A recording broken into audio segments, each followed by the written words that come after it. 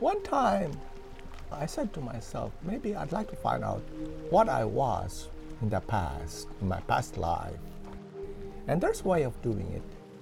Before you sleep, while you're lying down, you talk to yourself and then you say, I want to find out what I was in my past life.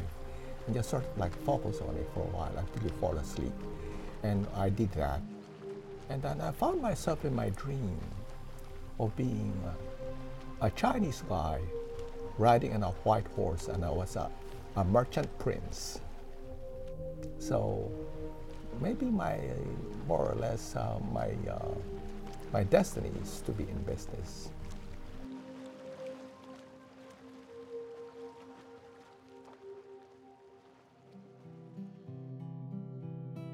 I graduated college with a degree in business when I was 17 from the College of Commerce in the Philippines, and I graduated valedictorian. After graduating in college, I did my master's program in the Philippines, and then after that I became a professor in economics, and then after that I became a top executive in a flour mill company in the Philippines. And then I decided to come over for adventure, actually. And my first job was with the United Nations, and I was with the UN for 12 years. And then I did graduate work at the Harvard Business School. And from there, I was able to get a good job on Wall Street. But I wasn't too sure whether I would really go back right away to the Philippines. When I was a small kid, like maybe 6 or 7 year old in the Philippines, there was this gypsy lady. She would come over to do readings for my mom, and I would watch her while she does the psychic readings. And then later she said, let me take a look at your palm.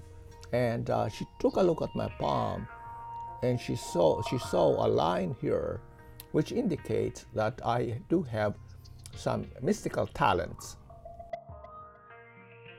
One time I was traveling in London, and a friend of mine in London said, Oscar, I know you're interested in this. There's a lady here who teaches palm reading and tarot card readings. If you like, you can connect with her.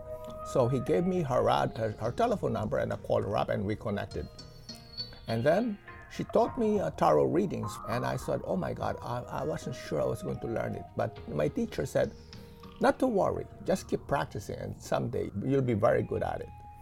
And then it turned out to be that this lady, who was in her 90s, she was 92, she was the psychic reader for the royal family. So I said, gee whiz, I didn't realize that I had a pretty good teacher right there.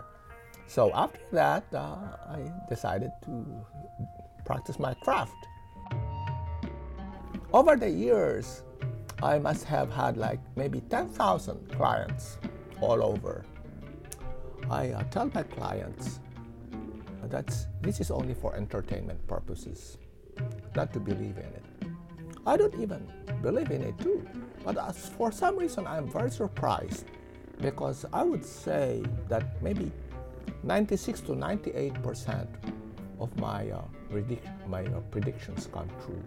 Especially with the tarot cards, it's kind of strange.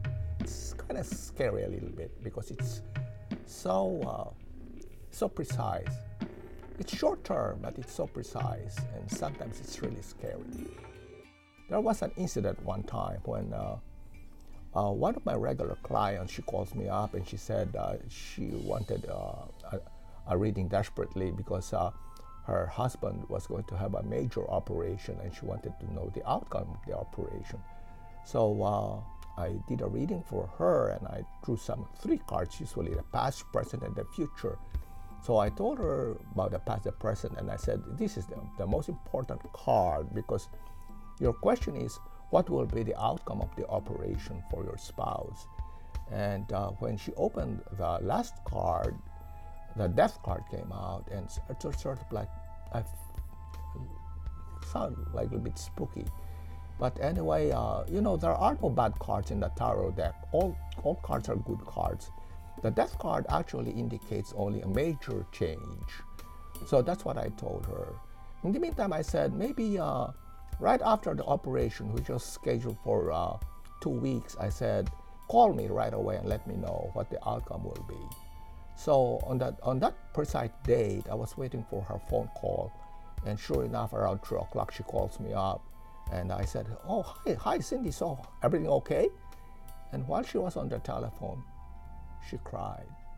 I said, why? I said, what happened? And she said, Oscar is gone. He died right in the operating table, just like what the tarot card said about the death card. So that was, I would consider that one of my low points in my experiences.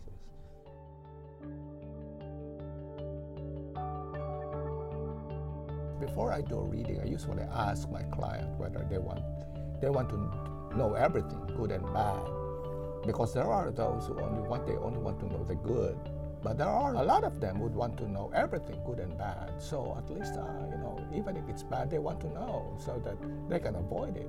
Because in psychic and tarot readings,